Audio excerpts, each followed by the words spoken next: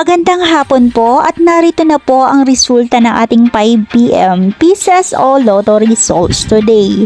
At para po sa draw natin ngayon ay ang 3D Lotto at ang 2D Lotto.